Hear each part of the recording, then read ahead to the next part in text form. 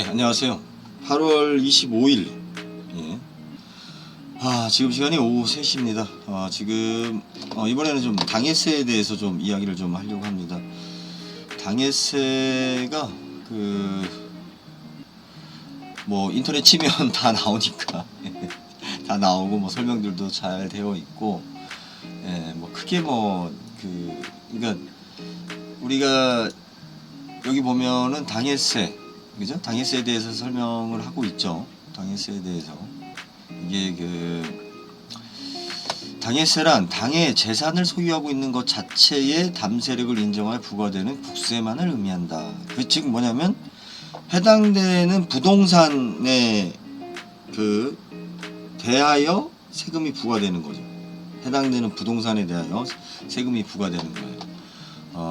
다른 데에서 부과된 세금을 갖다가 자동차에 부과된 세금을 갖다가 이쪽 부동산에 할 수는 없죠.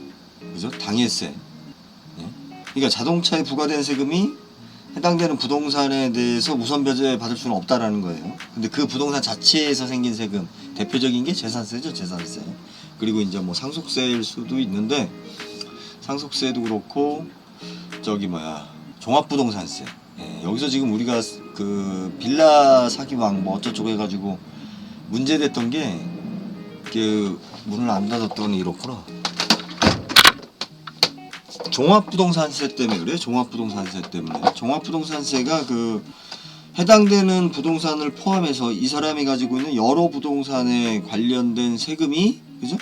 이 모든 부동산에다가 청구할 수 있는 거죠. 그렇게 되면은 우리가 예전에 빌라 같은 거 전세 얻을 때 보면 그런 식으로 많이 속였죠. 중개인들이 이 사람은 집이 많은 사람이고 부자라서 걱정 없다 이런 식으로, 그죠? 예. 항상 돈 떼먹는 사기꾼의 공통점은 그거예요. 내가 부자다라고 이야기해요. 부자다. 예, 내가 돈이 많은데 이렇게 얘기하죠. 예. 저는 지금 이 녹음을 지금 4번째 하는데 지금 마이크를 계속 안 켰어요. 마이크도 안 켰고, 또 중간에는 세무서에서 전화가 왔고, 또 중간에 할 때 이렇게 계속 반복되면서 지금 4번째 녹음을 합니다. 근데 다행히 길게 녹음한 내용은 아니라서, 그래서 여러분들이 당해세에 대해서 어떠한 이유로 지금 이 채널을 보시는지는 모르겠어요. 예, 모르겠는데 공부하시는 분들은 공인중개사나 다른 거 공부하시는 분들은 지금 아까 보니까 당해세가 2023년 4월 1일부터 이게 지금 세입자들 피해가 너무 크다라고 해서 세입자가 들어온 다음에 부과된 세금들 당해세에 대해서는 배당순위 그러니까 없는 건 아니에요. 없는 건 아닌데 세입자를 우선시한다. 먼저 임차인을 먼저 보호한다. 4월 1일부터 경매되는 물건에 대해서 그러고 나서 이제 이게 보도가 됐죠. 네, 보도가 돼서 4월 1일부터, 그죠? 작년 9월 28일이구나. 그러니까 이게 문제가 된 거는 한참 전이죠. 예.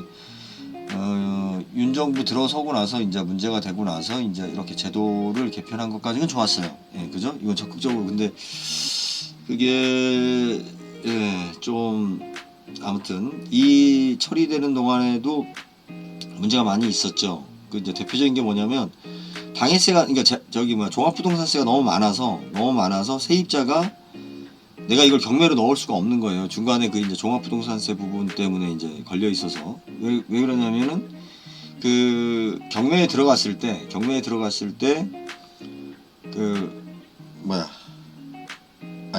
우리 법원에서 배당받을 금액이 없다. 이건 딱 누가 봐도 경매에 넣어도 돈 받을 게 없다. 그러면 경매를 진행을 안 시켜요. 예, 인정을 안 합니다. 예, 인정을 안 하기 때문에 그래서 이제 세입자들이 보증금을 못 빼고 이런 문제가 생겼다라는 부분들, 그리고 지금 이제 이런 물건들이 많이 쏟아지면서 또 경매된다라고 하더라도 10년 전만 해도 임대 수요를 생각하는 소비자들이 많이 있었죠. 구매자들이 내가 이제 이렇게 몇 층짜리 빌라 하나 구매해가지고 여러 채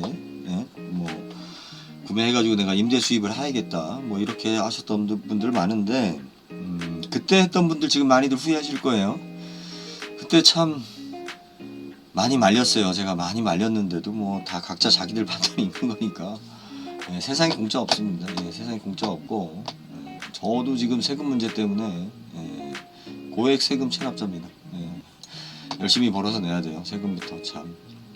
그래서 당해세는 아무튼 그 4월 1일자부터 이제 바뀌었는데 제가 여기서 딱 하나 뭐 없는 이야기만 딱 하고 끝내겠습니다. 이게 뭐 제가 무슨 여기 전문가도 아닌데 길게 이야기할 부분은 아니고요. 당해세가 이런 식으로 해서 그 임차인들한테 어떤 우선권을 주게 되면 이제 문제가 뭐냐면 세금을 안 내고 살 수 있는 거예요. 세금을.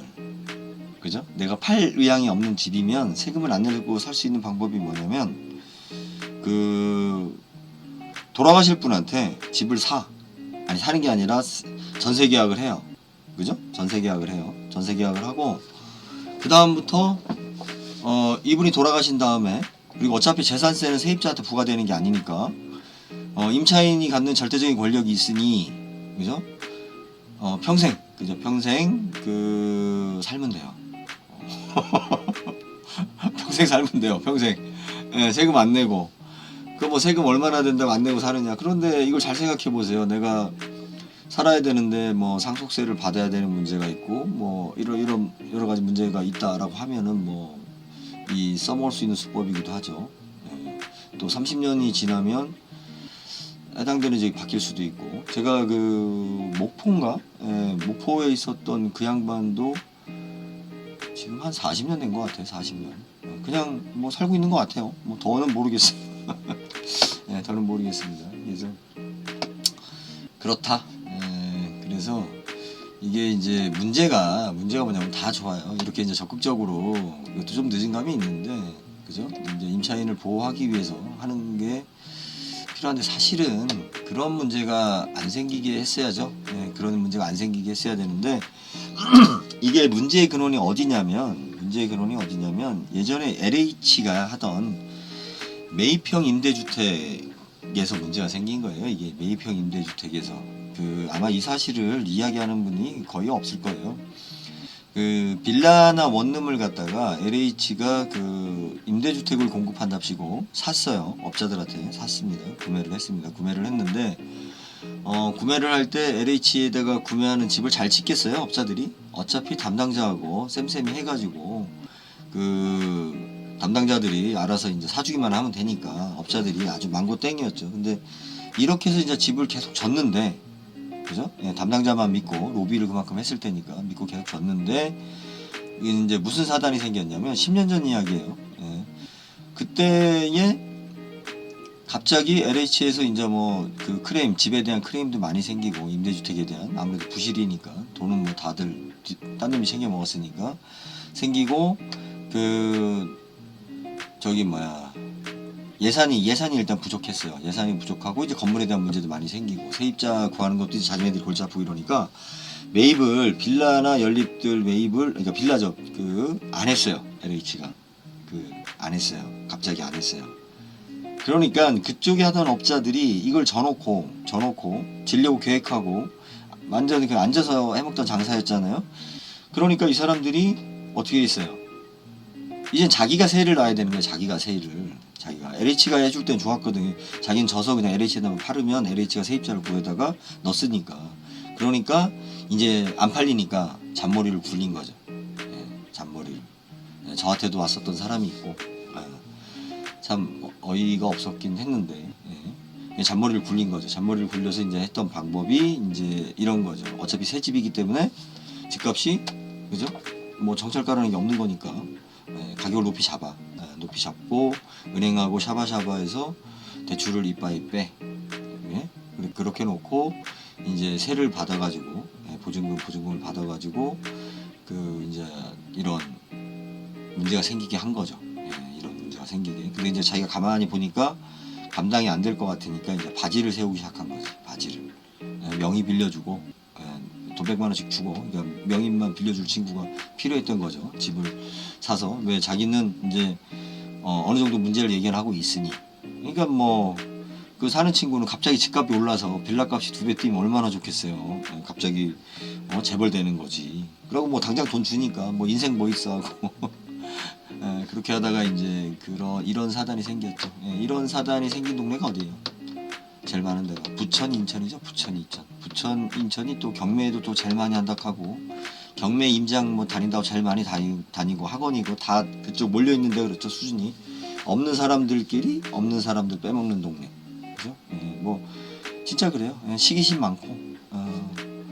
예, 거기 보면은 그 자동차 매매 상관이 뭐니 그런 것도 그렇죠. 예, 그뭐 떼국놈들 많고 뭐 하여튼 모르겠어요. 뭐 어떤 특정 지역의 비하 발언이 아니라 그 제가 10여 년 전, 그러니까 10년 전부터 인천 부천은 아예 쳐다보지도 않았어요. 아예 쳐다보지도 않았습니다. 그리고 다른 분한테도 그 전까지는 권하다가 이거 여기 분위기 아니다 싶어가지고 그런데 이제 경매 학원이나 우리 경매 관련된 쪽은 이제 그쪽이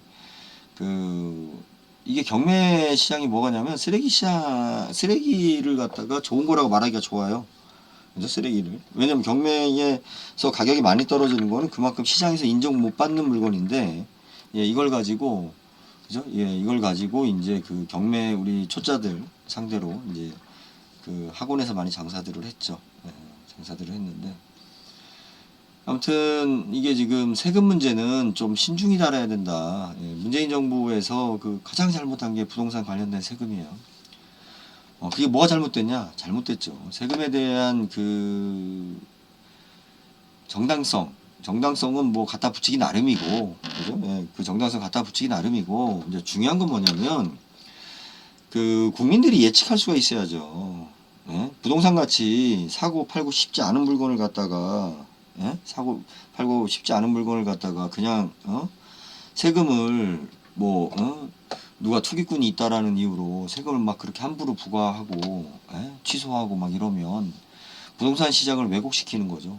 예? 일반인들은 뭐 평생 집을 몇 번이나 사고 판다고 그 관련된 세금을 갖다가 맨날 바꿔요. 맨날 매번. 이것이 부동산 시장을 왜곡시키는 가장 큰 주범입니다. 그래서 좀 신중하게 부동산 정책이 이루어져야 되는데 아직까지는 뭐 대한민국은 그렇지 않은 것 같고요. 그리고 이제 당해세에 대해서 뭐 알아보고 뭐하고 이제 이런 부분은 사실은 뭐 인터넷에 많이 나와 있는데 여러분들 당해세에 대해서 이제 가장 쉽게 파악할 수 있는 거는 은행에서 대출한 날짜를 기준으로 보면 돼요. 예, 은행에서 대출한 날짜를. 왜 그러냐면 은행에서 대출한 날은 사실은 세금에 대해서 일단 한 번 다 확인한 거죠. 예, 확인한 거죠. 예. 그래서 당해세에 대해서 언급을 했습니다. 제가 지금 언급을 하면서도 얘기를 다 지금 언급을 했나? 근데 이게 임차인을 무조건적으로 많이 보호한다라는 것은 약자를 보호하는 거니까 좋은 거 아니야 라고 이렇게 생각하는 사람들이 있어요. 세상에 일방적인 건 없어요. 일방적으로 좋은 건 없어요. 예, 꼭 그 약자를 보호하는 제도니까 좋은 거다. 그 약자를 보호한답시고 지금 현재 주택임대차보호법 같은 경우는 그 임차인들한테 우선 배당권이 있죠. 그 임대보증금 중에서 이제 특정한 금액만큼은 우선 변제받을 법적으로 권리가 있죠. 다른 채권보다. 그러다 보니 어떤 일이 생겼어요. 세입자가 있거나 세입자가 없어도 은행이나 내가 다른 제3자한테 돈을 빌릴 때 방공제라는 걸 하죠. 방이 개수가 많으면 그만큼 대출을 못 해주겠다. 이 이야기가 서울은 뭐 별로 크게 해당이 안 돼요. 집값 자체가 방공제 금액이 그렇게 큰 의미가 없으니까. 큰 집일수록 방이 많은 건 아니에요. 작은 집들이 또 방이 많아요. 옛날 집들이 오히려. 시골 같은 경우는 거의 지금 1억 미만짜리 집들은 대출이 거의 불가능해요. 예, 거의 대출이 불가능해요. 실질적으로. 그러면 이 사람들이 그 부동산 담보 대출이 가장 낮은 이자이기 때문에 가장 낮은 이자로 좋은 금융 혜택을 받을 수 있는 여건인데 그거 자체를 소액 임차인을 보호한답시고 서울에서 특히 문제가 많이 되니까 그 법을 적용함으로써 지방 같은 경우는 그죠? 예, 지방에 1억 미만짜리 집들이 왜 거래가 안 되느냐? 대출이 안 돼요. 내가 1억짜리 사면 우리가 70%뭐 60%안 되면 50%라도 대출을 해줘야 될 거 아니에요. 반공제하고 나면 대출할 돈이 안 잡혀요. 서류상 1억짜리 미만짜리 집들은. 그래서 빌라라든지 연립이라든지 돈 없는 사람들이 조금이라도 대출을 보태가지고 내가 뭐 연립이나 빌라나 이런 걸 사서 주거의 안정을 꾀하면 되는데 안 돼요. 이런 빌라나 이런 거 같은 경우 다 지금 왜 거래가 안 되냐면 금융 시스템이 물론 빌라나 연립 무슨 뭐 이런 그 아파트 집들이 갖고 있는 한계성 때문에 집값이 안 오르고 대출이 안 되고 뭐 거래가 사람 선호가 떨어지는 것도 있겠죠. 하지만 가장 근본적인 문제는 그 부동산이 거래되는 포인트는 뭐예요? 대출이에요. 대출이 돼야 돼요. 내가 살 때 현금으로 사더라도 내가 팔 때 사는 사람은 대출을 통해서 사기 때문에 저희가 지금 지주클럽에서 운영했었던 데모산 문제가 이렇게 불거진 이유가 뭐냐면 단 1,000원도 대출이 안 됐어요. 단 1,000원도. 예? 재산세하고 종합부동산세하고 5천만 원을 내는데 단 1,000원도 대출이 안 됐어요. 자, 제가 지금부터 이제 제가 하고 싶은 방송, 진짜 그 제가 보람을 느낄 수 있는 방송을 하려고 합니다. 그래서 경매를 하시는 분들을 위한 방송이 아니라 경매를 당하시거나 당할 분들을 위해서 도움이 될 수 있는 그런 상담을 좀 진행하려고 합니다. 중이 자기 머리 못 깎는다고요? 저도 이제 제 문제에서는 사실은 뭐 그 제대로 못 대응한 부분이 많이 있죠. 못 대응한 부분이 많이 있는데 참 이게 감정적으로 힘들어요. 사람이다 보니까. 그래서 누군가 같이 옆에서 좀 조언도 해주고 도와주고 이러면 그래도 망했지만 그래도 우리가 좀 재기하고 힘을 낼 수 있고 하루하루 좀 괴로움을 덜 수 있는 그런 거기 때문에 이제부터는 이제 그런 준비를 하려고 그래요. 그래서 유튜브 방송을 그걸 중심으로 하고 뭐 지금 현재 각종 뭐 변호사 사무실이나 또 이런 사채라든지 또 뭐 여러 사람들이 이렇게 이제 부도난 망한 사람들을 상대로 영업을 또 하죠. 그죠? 그게 어떤 영업이냐면 이런 영업인 거죠. 어떤 사람이 암 선고를 받았어요. 병원에선 절망이 없다고 그래요. 근데 이 사람은 살고 싶잖아요. 그죠? 근데 누가 와서 야 어디 가서 기도하면 나았대. 그죠? 아니면 내가 그 산삼 먹고 나왔다고 그러니까 이거 산삼 얼마짜리인데 내 특별하게 싸게 준다고. 암 환자분들한테 어마무시한 장사꾼들이 붙어요. 네. 그 사람의 지금 정신적인 그 어려움, 이제 절망감을 이용한 그 종교라든지 약장사라든지 뭐 별의별 인간들이 희망을 준답시고 붙습니다. 우리가 금전적으로 부도가 나게 되면 이렇게 어려움에 빠지게 되면 일단은 진짜 누구한테 내가 이게 조금만 정신 차리면 해결할 수 있는 문제를 저처럼 해결을 못해요. 당사자는 못해요. 당사자는. 그죠? 저도 제 나름대로 내공이 있다라고 생각을 하고 이렇게 쭉 했지만 저도 제 문제는 잘 안 돼요. 이게 우리가 그 부부싸움 상담을 있잖아요. 상담하는 사람은 집에 가서 부부싸움 안 할 것 같아요? 똑같아요. 자기 건 안 돼요. 자기 감정 때문에. 중이 자기 머리 못 깎는 거예요. 그죠? 그래서 그런 일 계시면 어떤 그런 분을 상대로 그러니까 익명성은 뭐 당연히 그분이 원하는 대로 제가 해드리는 거고 유튜브 채널에 공개 안 해도 돼요. 공개할 일도 없고 본인이 원하지 않으면. 그리고 유튜브 채널에 공개하기 위해서 하는 건 아니에요. 공개하기 위해서 하는 건 아니고 이제 기본적으로 제가 이제 특히 이제 경매 물건 진행되는 과정에 대해서 그죠? 우리가 경매 할 때는 이제 다음에 좀 정리 좀 돼서 제대로 준비돼서 안내 방송을 올리도록 하겠습니다. 오늘 이제 세금 내라고 이제 전화 받았는데 당해세에 대해서 이야기 좀 했습니다. 감사합니다.